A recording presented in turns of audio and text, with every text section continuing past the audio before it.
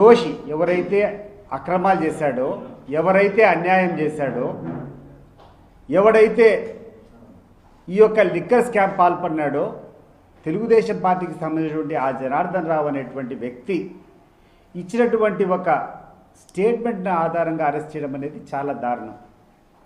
నేను అడుగుతున్నాను ఈరోజు ఈ తెలుగుదేశం ప్రభుత్వం యొక్క నాయకులను, రేపు ఒక దొంగ దగ్గర నుంచి తీసుకొని వచ్చి చంద్రబాబు నాయుడు చెప్తే దొంగతనం చేస్తామని చెప్తే కేసు పెడితే ఎంత అపహాస్యంగా ఉంటుందో ఈరోజు అంతకంటే అపహాస్యంగా ఇది ఉంది.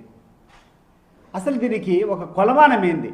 జోగి రమేష్ని మీరు దోషిగా చేసి అరెస్ట్ చేశారే, దీనికి కొలమానం ఏంది అని చెప్పి నేను అడుగుతున్నాను.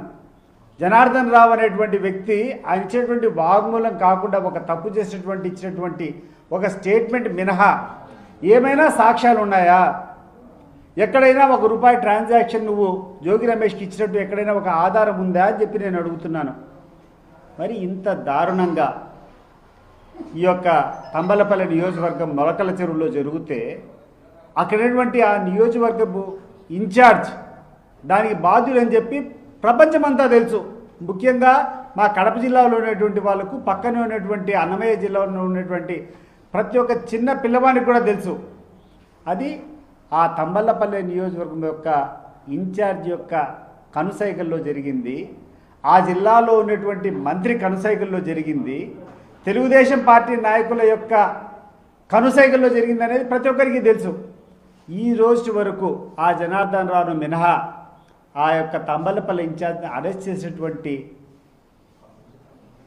సంఘటన జరగకుండా ఈరోజు వైఎస్ఆర్సీపీ నాయకుని అరెస్ట్ చేస్తూ ఉంటే ఇంతకంటే దౌర్భాగ్యం ఏముంటుందని చెప్పి ఒకసారి ఈ రాష్ట్రంలో ఉన్నటువంటి ప్రజలందరినీ కోరుతున్నాను.